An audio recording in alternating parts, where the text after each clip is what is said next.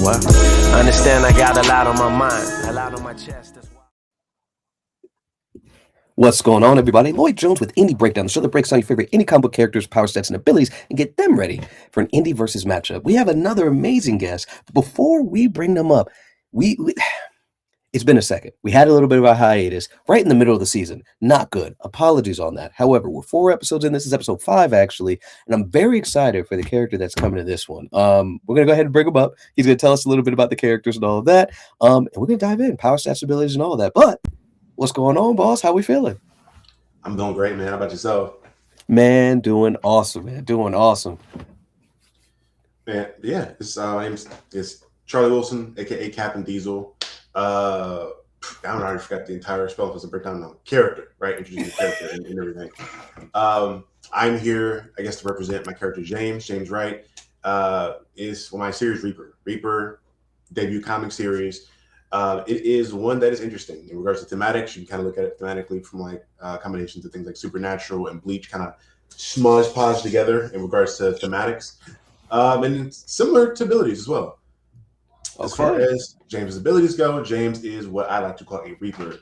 Reapers are, again, if you know about Bleach, they're very akin to Soul Reapers in that whole aspect. In regards to their job is to lay spirits and demons to rest. So rather than mean through ways of just communicating to them, like you want to go Ghost Whisper style, and just kind of helping them work through them understanding their death and whatever it may be. They can go on their own, or if they want to get with that old gangster shit, we can put them down forcefully. That's what we can do. Sorry. My bad. Oh no, yeah, for sure. This is okay. Yeah. My bad. But essentially, the way it works is that Reapers operate by manipulating spirits and spirit energy for the most part. They have the ability to either utilize their own spirit, which isn't as strong because you kind of need your own spirit to live, so you can't really manipulate that into every shape and form you wish, or you probably die. So they're very limited in that aspect. But in regards to any other spirit that's kind of around them or near them, they're usually utilizing those things. And when utilizing those spirits, they can turn them into weapons. They can help them or use them to boost their own physical capabilities, as well as kind of use them to create projectiles in a sense, which you'll see a little bit more in issue 2 for the most part. Issue 1, you don't see that as much. But yeah, that's as far as the abilities go. It's kind of a lot of, I guess, kind of like similar to like Green Lantern in regards to creating constructs like weapons or things of that nature, as well as the idea of, I guess, for Bleach as well with like that spirit thing. So it's kind of, again, I'm trying to find ways to explain it for people can understand it without having read everything that showcases all these things. Oh yeah, absolutely. So just to make sure I'm on the same page, we got James. He is a Reaper. I am going to ask, and I know in the story, and I both of us, no spoilers, because of course we want anybody that's listening to pick it up, and experience it for the first time. But I will end up asking, or we'll dive into rather, the line, right? Is this a family line stuff? Obviously, reading the book, we get an idea, but we'll dive into that in a second. But we got James. He's a Reaper. So Reapers talk and or kill spirits or ghosts or what have you, if I have that right at the moment. And so special techniques with that, they're able to turn spiritual energy essentially into constructs, and they don't typically use their own spirit. They can use their own, but it's dangerous to use their own. Do I have that right? Yes. Okay. And now, do the spirits that, and then we'll hone back in on the lineage of it, if you would. But in regards to the spirits, or do they have to be kind of willing spirits around, or is it, because we know that they're fighting against them, are they able to kind of tame and utilize those enemy spirits that they're taking on? So they don't have to be on good terms with them. They can just snatch a spirit if they want to and utilize that, but it won't be as strong, which is something we'll get into later on in the story. But if you have a spirit and a Reaper on the same accord, then obviously the spirit isn't as resistant to its form being changed. So therefore things are a little bit more fluid, things are a little bit more stronger, constructs can be a little stronger, things of that nature. So that's usually, you'll see a Reaper kind of like have either a spirit around, or usually they're not even fighting demons too often, just because that's not a massive epidemic at this point. It's usually been like a thing that kind of comes up very far and few between for them. But in the case of it is happening, or in the case it does happen, they can usually have like friendly spirits around that just kind of want to linger they can use to help them take care of, well, I call them fiends in the story, that you can use to take care of those. Okay. And don't mind me, I'm actually taking notes because, again, we do the breakdowns and stuff after, so I want to make I got your character accurate and what have you. But On to that next question then. Mhm. Is there do Reapers come from a lineage of Reapers, or just anybody can become a Reaper? Can you dive into that a little bit for me? Yes and no. So essentially, Reapers are Nephilim. So people aren't familiar with the concept from like the Darksiders games or anything of the Hmm. sort. They're essentially descendants of angels that had children with human beings. So they Oh, have essentially angelic abilities that allow them to do that. So there are other Reapers that are kind of spread throughout the world, but there aren't as many that either know they have abilities or just aren't around as much anymore. okay. So with that, is the physiology of James any different than a normal person being a descendant of? Excuse me. Let me go backwards. Or is one of his parents human and another one a Nephilim, or both of his parents are those kind of mixed breed versions of human and Nephilim, and he is a descendant of that? So both of his parents are Nephilim essentially. Okay. In regards to his physiology, yes, he'd have I guess slightly enhanced physiology, not like Superman levels, obviously, Hmm. but he has like we'll say like enhanced strength, reaction time, things of that nature that just come from you being a partial heavily entity. Granted, it's watered down over the centuries, but you know. Right. Watered down through the lineage. Okay. So let's dive into that. Hold on. Over the centuries. All right.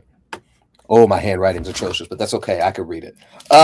So, in regards to that, then, so he is a Nephilim as well Mhm. after plenty of generations. So let's dive into that. Let's talk stats now, right? Strength wise, what are we looking at strength wise? Is he not? We'll do utilizing spirit energy and not utilizing spirit energy.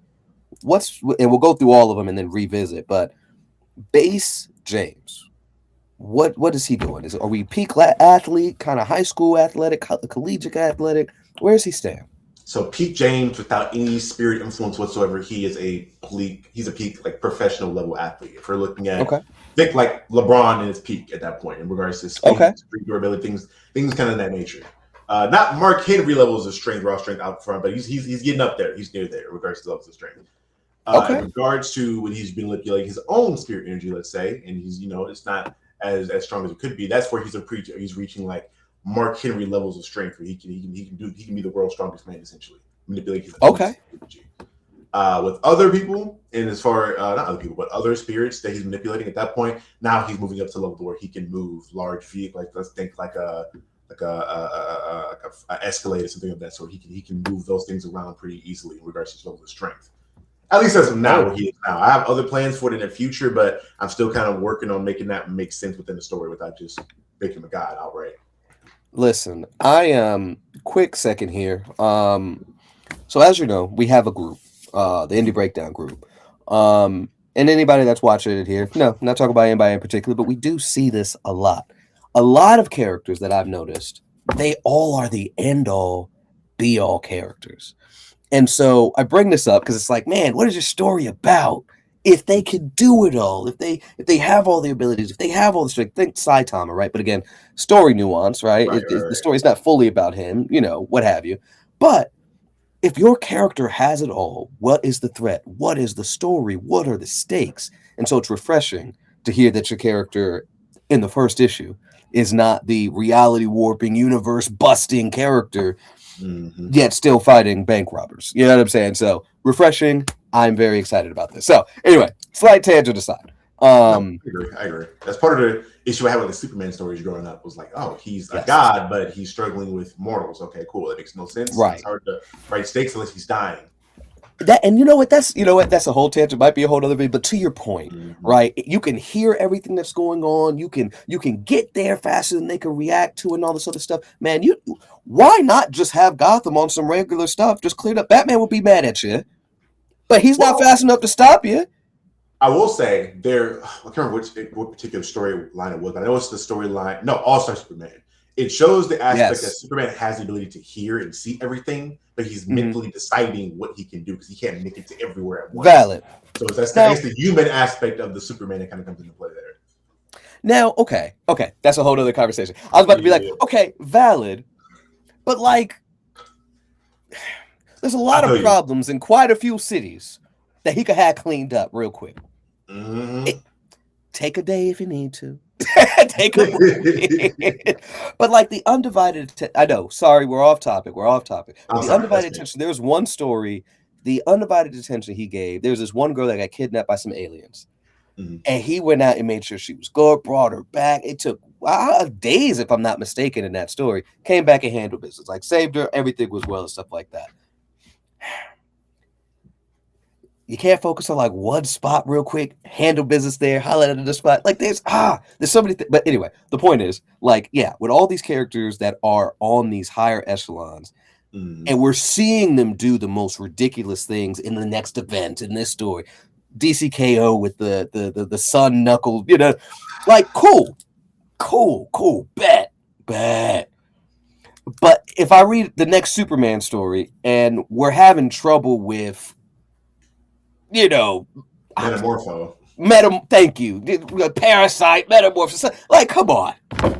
We just seen you fuse with Captain or Shazam. You know what I mean? Like, there's two power creep, all that other stuff. Whole other side tangent, but whole other video I'd be excited to have with you. So, speed. Speaking of getting to multiple places as fast as these characters do, how fast is James?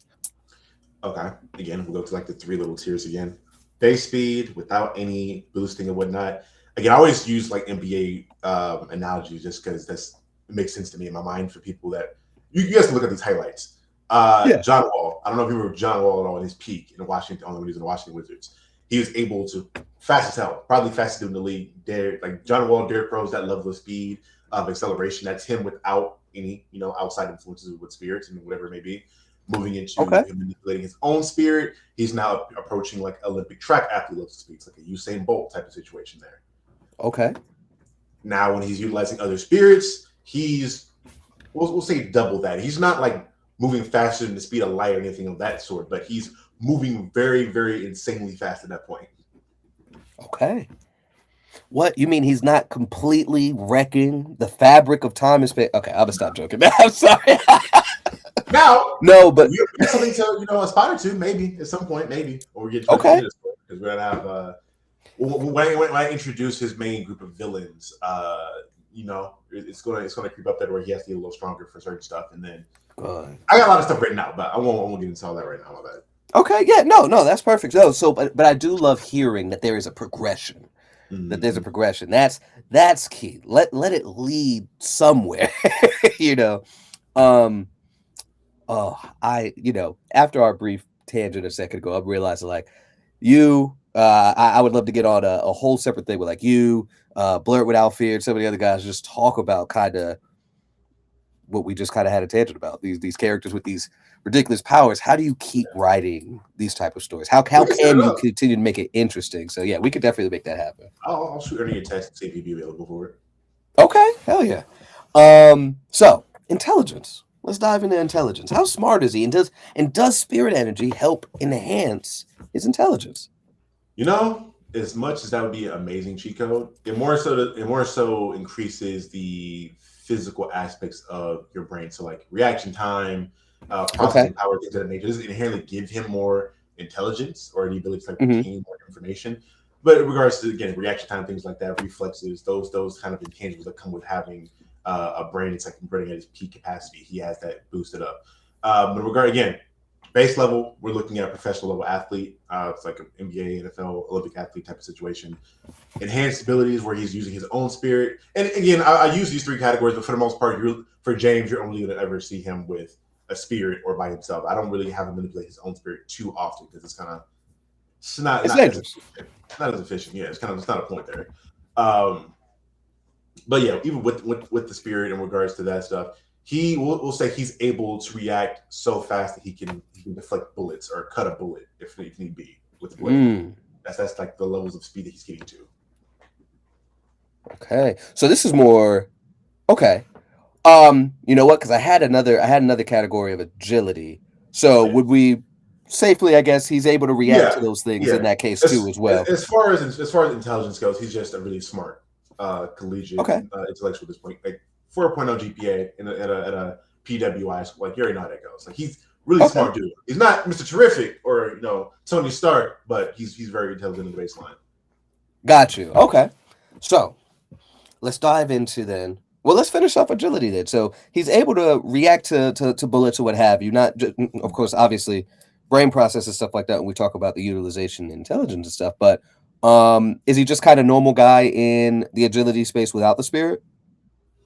Yeah, again, I think without the spirit, it's more so just again a really good athlete. That college level. Yeah, that kind of athlete. Okay. All right. And now, okay, let's get into this durability. Of course, with this physiology slightly altered here, what is he able to handle, right? Car crashes into him, is he solid? Or are we seeing scratches or things of a higher echelon maybe? Yeah, so as far as durability goes, I will give the prerequisite that I'll add to that is that he does have like a slight healing factor, which we'll see going further. Okay. He can regenerate slightly in combat during certain things using that he's utilizing the spirit, because the spirit is essentially healing him as he's going about doing things. So it's the whole thing there. But in regards to his durability, without the spirit, he's more so looking at trying to find a character to make sense. We could look at like a Batman level, I don't know if how you've been reading Absolute Batman, but he's just like a unit where he's just kind of taking. Yes. He's not immortal, but he's taking a lot of stuff. With the spirit gives him just kind of a layer of defense there, where he can tank. Like he's more of like a Luke Cage level with the spirit, where he can take a car, he can he can tank some bullets, things of that nature. With the spirit, it's kind of like a semi exoskeleton that he has around him in aura with the spirit around him. All right. Semi exoskeleton. And I keep asking base, but obviously, let me just make sure to nip it in the bud. Essentially, not necessarily peak human, but a college level athlete, whatever a normal person kind of take at that point.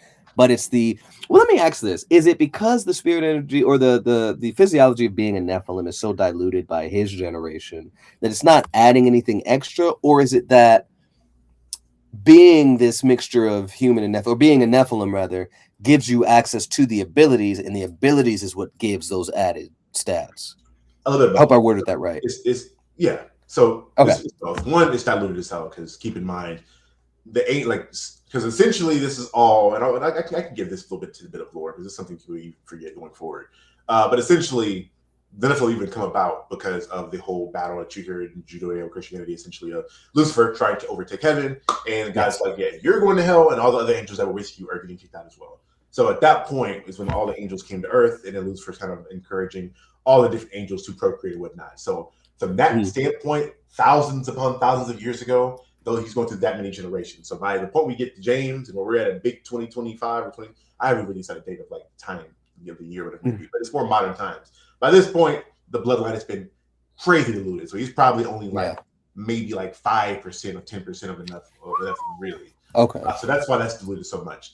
And as far as the abilities go, yes, he has access to the abilities, but he's also, at least at this point, not understanding how to use them correctly. So if you read the first issue, a lot of the themes that James deals with is the whole idea of like dodging responsibility and being a reaper is a responsibility that he has to do. So he has a understanding of how to use his abilities at their base, but not how to use them efficiently or maximize them to which they'd be able to, another echelon tier of strength or ability that he has there. He just didn't want to do it. He wanted to go play ball. He wanted to go live a regular life and not be tied down to this responsibility. Okay. Now, we saw him get it in towards the end of issue 1. The question I have is his combat skill. How efficient is he in a fight? Now, obviously, there was a little bit of rage going on, right? There's a lot of emotion that was taking place. But Base James, talk to me. Tell me how efficient he is in battle. Does he know any fighting techniques? Does he, Is he just a brawler, but also could use that spirit energy and just kind of swinging blades and swords and stuff around? What does he got going on? He's very chaotically efficient in the sense that part of the Reaper, training, I guess, or like the right of becoming one is learning a couple different martial arts. So he's learned a couple different martial arts. I think I wrote down in my notes. I was talking about it. Like BJJ, so Brazilian Jiu-Jitsu, some wrestling type of situations there, and as well as he's just really proficient with different weapons, that's going to be a thing we're going to get into later on in regards to him knowing how to use different weapons like nunchaku, bow staff, different things like that. But he kind of sits with his scythe that he then splits into the dual-sided scythe and some God of War type tip. That's what he kind of just like leans into, particularly because it's a little bit more creative in how he can express himself in combat. He's very much so, we'll say, similar to like a Spider-Man in how he is very much so adapting his combat style to the situation he's in, using his weapons. So if the weapons he has doesn't work, which usually they're pretty effective ones he usually has, the signatures. But if not, then he can adapt to using them. As well as, and again, we'll see this in the second issue, he can use the weapons to essentially, we'll say, displace them. So there's one particular instance where he's in a combat scene in the second issue to where he is using the spirit energy to essentially create a construct that runs through the ground to try to strike somebody's blind point. It takes somebody by surprise. Okay. So it's not just like a traditional regular weapon, but he can manipulate into any shape or form and fashion that he needs it to be in. Okay. That is, I agree with that statement. Chaotic efficiency. Okay. Yeah. And so at base, we know Brazilian Jiu-Jitsu. He knows several martial arts, right? He's using the staff. He's using nunchucks. So he's not a complete novice to battle. He's got some training under his belt. How many years of training does he have under his belt, if you don't mind me asking? Training probably maybe around a decade. He's only like, I think he's at like 19, 20 in this story. Okay. So he's really young. So he doesn't have a large, in-depth battle IQ from his experience, but from his training and then, being around his father growing up, he has probably like around like 10 years, from like 7 on to where he is now. Oh, not 10. Oh my God. Maybe like 10, 12 years of experience for the most part. And that's more so training, not all actual like experience in actual combat, like fighting for his life. I do think there's like a difference between training versus like fighting to survive type of situation. Absolutely. But okay, so he's got something under his belt. He knows what he's doing, right? So my next one, I was going to bring up energy projection, right? But we have an idea of that, right? That's with the spirit energy. We know he's able to create constructs and stuff like that. Are there any other bits of equipment or gadgets or anything else that he utilizes outside of the spirit energy?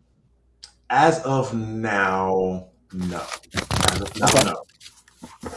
We'll get into something later on, but that's kind of like 10 to 15 issues down the line that I have planned out. But as of now, all it is with him is the spirit manipulation, where he can create these constructs. Now, he can get extremely creative in how he uses these constructs because, there's a lot of creativity in the combat. A lot of it is just also, to be completely transparent, me trying to like think of new fun ideas to use the ability in. Right now, it's very, very rigid and how I have it planned out. But I'm like, okay, there's got to be an angle or like something I haven't read in regards to inspiration that can help me kind of play around with making this a more fun thing. Because I do want this ability to be fun and the creativity to be able to be fully, I guess, fleshed out in regards to using these abilities. And then to just not be, again, I'm a huge Green Lantern fan, so the idea of like a construct is cool. But you see different lanterns use different creative things. You see somebody on Kyle Rayner do like mech suits. Howard Jordan is really just, okay, we're just going with the planes or the punching fist. And then John Stewart at some point can like make sentient armies or like this gun. Like they all have different things that they do that makes it fun to them. So I kind of wanted to have a similar vibe to that, but also give it its own flavor, not just be like a quick rip off from being a lantern, essentially. Valid. Okay. Well, I want to go back really quick to and this will segue into I want to kind of scale the enemies that he's facing against too, but I wanted to verify like punching power. I know kind of strength when we dove into that a little earlier, right? Kind of comparable to like a Mark Henry and stuff like that. But in regards to like punching power, man, how hard is he actually hitting? With the spirit, he's hitting. What do they say during the death battle groups? There's like a city level, mountain level, dragon, whatever. Like, it's probably with the spirit near like mountain level. He can pretty easily break like large like rock formations, almost like a large boulder, or like not a whole mountain, but something around those lines. We can take those out pretty easily. So safely saying, kind of nearing that level. Yeah. Okay. So now let me ask about the enemies here. The demons that, at the very least, the demons that we see in issue 1 that he faced off against. What's kind of the greater feats that these spirits sort of have up until this point in your lore? So I have so there's this group called the Unbound that are going to be the demons that he's going to be interacting and fighting with throughout the course of this main big first arc here. because the Fiends and the Huts that you meet in issue 1, they're relatively speaking, they're relatively cannon fodder for the most part. They're just like the first level of what these demons look like. So there's not really a lot of crazy feats outside of them just being able to murder people easily at that point. When we look at the Unbound, these all vary in levels of strength. Obviously, one, the big bad being Lucifer. That if Buddy thinks he can take out God, that kind of goes to show like the scale that he kind of scales to at this point in time. You may or may not see what that looks like in the second issue without giving too much away. And the rest of the Unbound are essentially some of the worst murderers to ever exist within human history that are then corrupted by Lucifer to be turned into these methods, kind of, we'll say, hell lords, essentially. That, they're his lieutenants for the most part. Okay.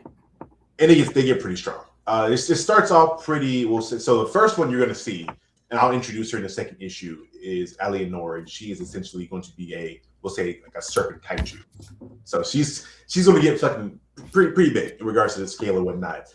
And her whole thing is poisons for the most part. Like, she kind of goes around poisoning people with this poison that will corrode your body. So if you've seen like any photos or videos of what snake venom does, as far as like the way it corrodes your veins and the inside out or whatever, kind of a similar thing there. So she dabbles in poisons as well as has this massive kaiju form that we'll see in issue 2. As far as the other Unbound, I have them all with a backstory. With I think I'll probably send you a picture of it at some point before we get off here. I have like a whole pinup of all of them kind of around each other on some Akatsuki type stuff, but I don't have names for them all quite yet. I think there's one I'm still trying to. There's a clown in the group that I'm really trying to. I'm struggling with the name because I don't know if I want to go like the Pennywise route to make it a goofy name or try to like or form with some kind of cool like evil looking name with him. So I'm trying to figure that out. But I think it's 5 of them in total. It's him, Legion, who is essentially a culmination of a bunch of different weaker demons within hell that kind of created this one sentient being to protect themselves. Noraya, who is essentially the right-hand man of Lucifer when they were in heaven. She's an angel, and she is very much so on, we'll say, Kenpachi Zaraki type of timing. She thrives in combat and wanting to fight. So she is going to be, again, if James is like 5% of what an actual angel is, she's an actual angel. So her abilities will scale to however you think James is times whatever that math works out to be. I gotta ask then, is James gonna have a team backing him up? Because well, he'll have some assistants, but these fights are all his own fights. He's going to run all these fights himself. Jesus. I mean, I guess the extent of team you could say is Angel, which is the. I mean, yeah, for sure. I was just like, oh man, the level of threats he's about to be fighting are going to be crazy. But that goes back to what you were saying at the beginning, right? We're going to see that progression of. You know what I'm saying? He's gonna be fighting the Fiends. He's gonna be fighting these lower level threats, but we're gonna see him grow, and he's gonna start taking this. He's got no choice but to take this seriously here in a little bit. So, honestly, I think I have what I need. Now, no, I gotta stick to issue 1.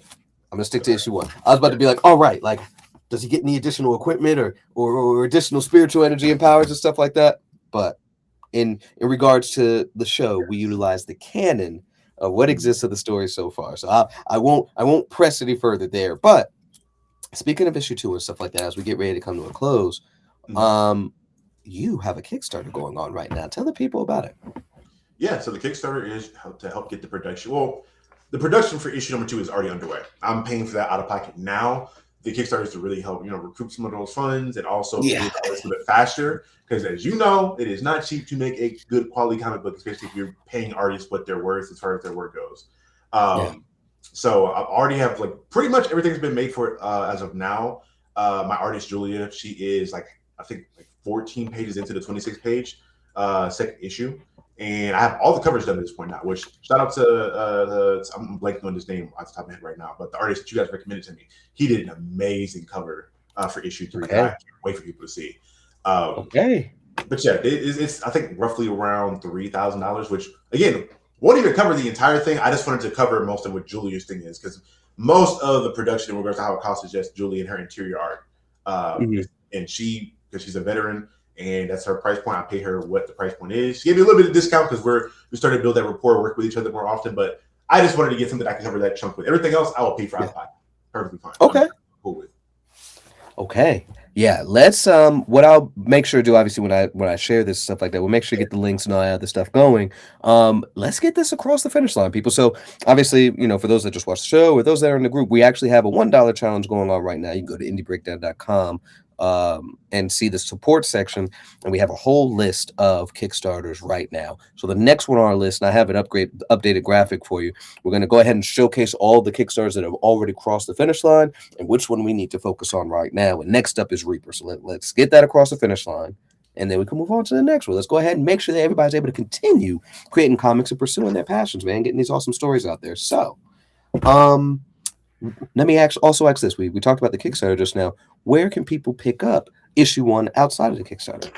So, issue 1 outside of the Kickstarter, you can go to echelongraphicnovels.com, where you will be able to buy the digital version for I think around $5, and you can order a physical version for $7.99. If you guys are lucky enough to be in the great city of Atlanta and you're in the Atlanta area, I have the book being sold in physical in Oxford Comics, Games, and Collectibles inside of the shop there. They have it like in the back wall where all the other stuff is. So if you just don't want to worry about picking it or waiting for something to come to you and you're in Atlanta, go down there, see my friends, and they got the book there. You can pick it up there. Okay. I'm working on trying to shop it around the different shops to see if I can get it in physical in other places around Atlanta. But right now, that's like the one shop that I have a really good rapport with. That's like my main LCS. There's another one. Now, this is a little further south here. We're not too terrible. Close off the highway. In Morrow, if you're close there, the Nubian bookstore actually is definitely a big fan of Black indie comic books. So we could talk offline. But yeah, he's pretty awesome. But then also, obviously, of course, we got a YouTube and other social media stuff like that. If you don't mind, go ahead and sharing that really quick. Yeah. So Captain Diesel's Dojo is a YouTube channel. That has been my baby for the better half of, I've been really taking it seriously for last year. We're at like 5,700 subs as of now. So I talk about everything from comics to movies to video games and all that good stuff. I've been really locked in on a lot of comic stuff lately. I think just because, me making Reaper, and then there's been a lot of news and drama around some of the events that are going on. I think I had a video about Jim Lee talking out the side of his neck and being out of touch with comics and has whole idea around that. So that's going up on there as well. Then in regards to other things, I am, as of a few weeks ago, officially a partial owner of Echelon Graphic Novels now. So that's, I'm a little bit more. Congrats. Okay. Yeah. Okay, we've been working with Ethan for years now and like helping the company grow. And we got to a point where he was like, you know what, you've been so influential in helping the company grow, and he didn't really have a major team built up. So he brought me and my guy Otis East on, and we are like the triple tag team, I guess triple. I was gonna say duo, but the trio. The Trinity. There you go. Yeah. In pushing Echelon. So if you guys want to, as you go check out Reaper and EchelonGraphicNovels.com, if you guys want to go see any of the other like several comics we have already on the site, you check them out there. And then I think we're working to get a release of Briarland, which is a book from my guy Otis East that he did with one of our friends that will be coming this year, and then we're going to be releasing trades for Slate and Ash, which is like the flagship series. Oh, Slate and Ash is so good. Oh my God, Slate and Ash is so good. We read that a while back. Yeah, Ethan has been a really big mentor to help me write, and I'm a fan of what he did in regards to all the stories he's told thus far. He's dope. Okay, man. Again, thank you for coming on. And like you said when we was messaging back and forth, we've seen each other in every doggone city, but the one we live in. So yeah, we're gonna make it a point to actually link up in person. And everybody that's watching, everybody that's hanging out watching this after the fact and a part of the group and all the good stuff, man. First off, thank you guys for tuning in. Thank you guys for the love and support. Please again head on over to indiebreakdown.com. You're gonna see more interviews like this one. You're gonna see breakdowns like the one we're gonna do for James from Reaper here. And so many others. This is season 4 technically. So you guys have 30 plus to go and check out and view and just get to know these characters. But we also have it connected to the group, and we're building out a database. So we have cards and stuff on there, not necessarily to give you guys the character's backstory. We want to let you know what these characters can do, and then leave it up to the creators to tell you guys about what they can do, the nuance of the stories and stuff like that. Because through that questioning, through building genuine interest, you're going to go and support them. You're going to go and buy those books, much like we want you guys to go in, pick up or check out the Kickstarter that Captain Diesel's running right now for Reaper. So head on over there. Again, we'll have all the links and stuff associated with the video, so on and so forth. Anyway, before I hit my rambling stage, thank you guys for helping us redefine power scaling in the indie world. I'm Lloyd Jones with Indie Breakdown, and we will see you guys next time.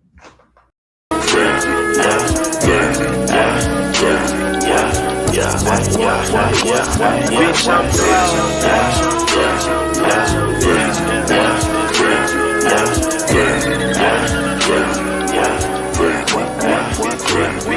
I'm rich.